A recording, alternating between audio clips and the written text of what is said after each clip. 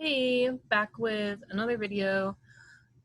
This video is more geared towards middle and high school teachers slash elementary school specialists. So if you have groups of classes or if you see like the whole school or something like that, you've already seen that you've got like 20 something classes. Or if you're just trying to cross list in general as a middle school or high school teacher, there's a good way to do that. The only thing that I would take into consideration is that it depends on school site on who has access on cross-listing. So for my school site, I had to call in to Canvas, and they were super helpful and they set it up for me because as a teacher, I don't have access to cross-listing on my Canvas account, which is fine. Give them a call. Expect it to be a wait of an hour to 2 hours. I called around 8 or 8:30 this morning, and it took a hot minute for them to get back to me. I was 40th in line, and it takes them about 30 minutes to cross list. If you're a specials teacher and you've got more than 20 classes like me, it'll take about that long. If you've got less, it probably won't be so long or difficult. So just have that prepared. The other thing to consider is maybe you don't want to cross list if you know that a class is going to be online. So for example, we have 4 third grade classes here, and I know one of them is going to be online. So it's up to the teacher if you are going to, me, the teacher, if you're going to cross list that class with the other 3 third grade classes. Do I want them learning the same thing? Do they have the resources to learn the same thing? Should they be graded the same way? Should some items be weighted more than the other? That's totally up to you, but it's something to consider before you make the call down to Canvas support. And they're awesome, by the way. They get back to you really quickly and they do the job. They're under a lot of pressure right now, so shout out to them. Before you call, though, think about how you want your cross-listing to work. So now that I've cross-listed, I've gone from having 20 unpublished courses to having 11. So now I kept my ESE/access, we have access here.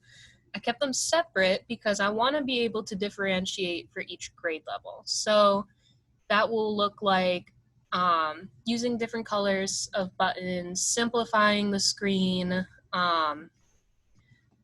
adding in text, more videos, me reading out loud so they don't have to overextend themselves or get worn out on the computer if they're staying at home, or even if they're in the classroom and using a computer. And then I've got my other classes.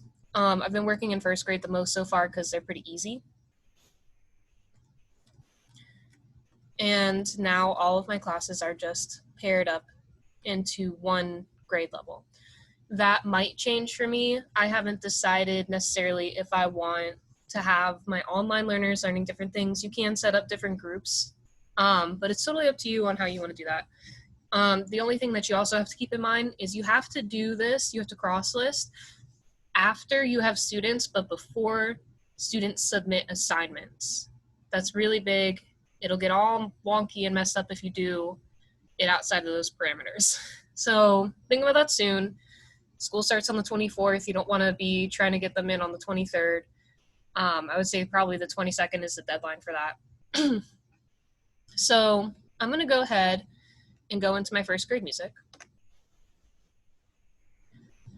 And I should have 3 classes in there now. So I'm going to go down to settings.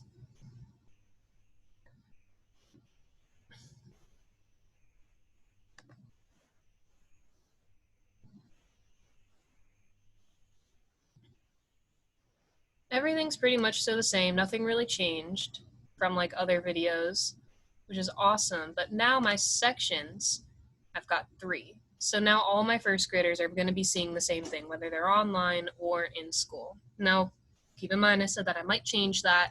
It just depends on, the teacher, the students, your brick and mortar setting, if we're going to start the first 4 weeks online or not.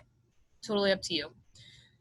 The other thing that I wanted to show now is like I'm able to assign them all the same thing. So if I go over to modules now, all of the first graders are going to see this module, which is awesome. The other thing that I wanted to show you real quick is that you can import your stuff over to Commons, but only for you to see. So because my classroom rules, or sorry, my classroom expectations, I got to change that later, and procedures are the same grade level to grade level, I'm going to copy and paste this basically all over into Commons so I can import it into other classes. Sadly, there's not a way to just kind of do that I have found. Maybe you found it, which if you have, awesome. So what I've done is I go to share to Commons because I want this in every grade levels. You might want to do that with your expectations and procedures as well. Totally up to you. When you share to Commons, you'll get an option to share it to all of Hillsborough County teachers or just to yourself. Go ahead and just share to yourself for now. Right now, I've already shared this. So you're seeing, is this an update? I'm not going to share it again. I'm just going to show you. So I've chose only me. You can upload a template, which is what I'm going to be doing for our staff to download tomorrow during our Canvas training, tomorrow, Tuesday. So that's up to you. For your licensing, I would go with public domain. Just because if you share this with somebody else, you don't want it to come back to you in like a copyright kind of thing. Sorry, announcement. Cool. So public domain is going to be better. Copyright gets a little crazy. Just go with public domain.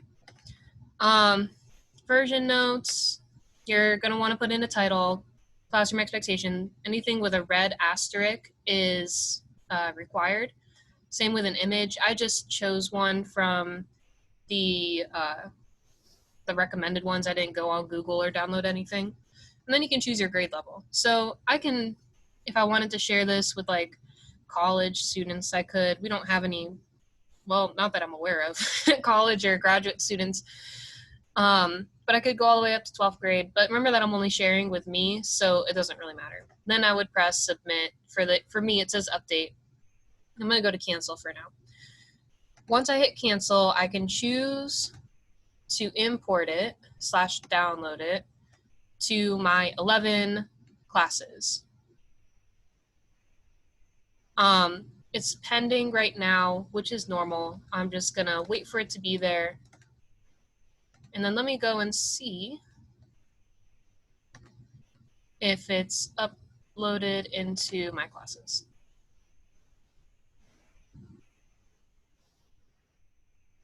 I don't know if it is or if it isn't yet. This is going to be a surprise for all of us. So I uploaded it for sure into all of them, like probably an hour ago.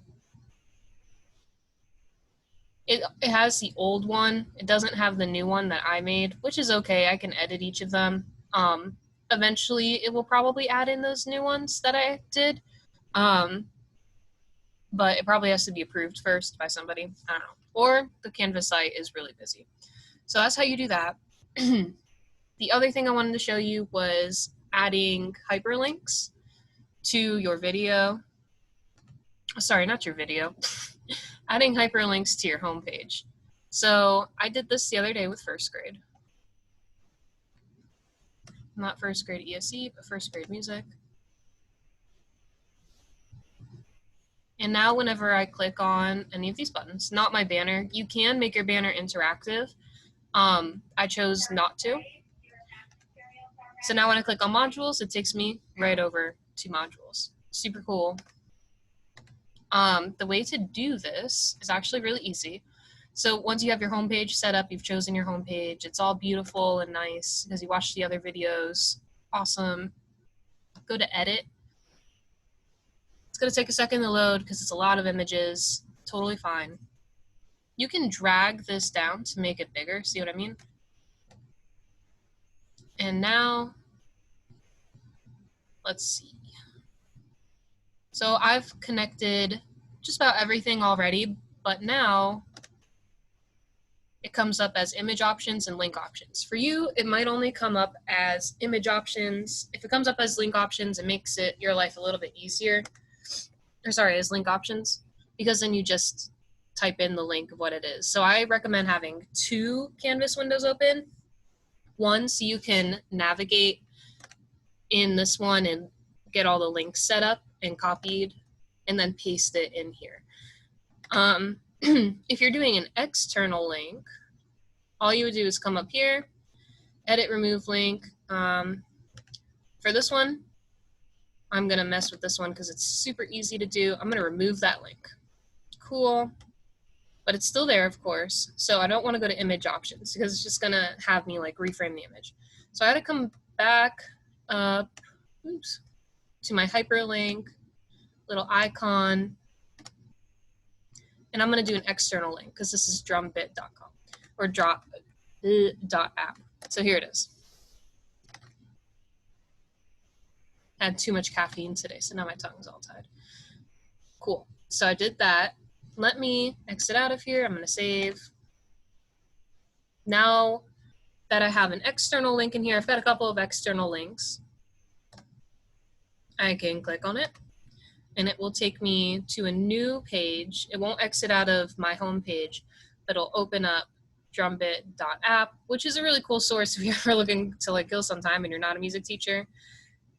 Kids are able to create on this. I'll probably use it often this year, but that's how you do that. This is a little bit of a shorter video. I just wanted to go over those things quickly so you don't have to waste your time. If you only have like 2 classes, or if you're like sharing a class, this probably won't be super helpful, but the hyperlinks will be.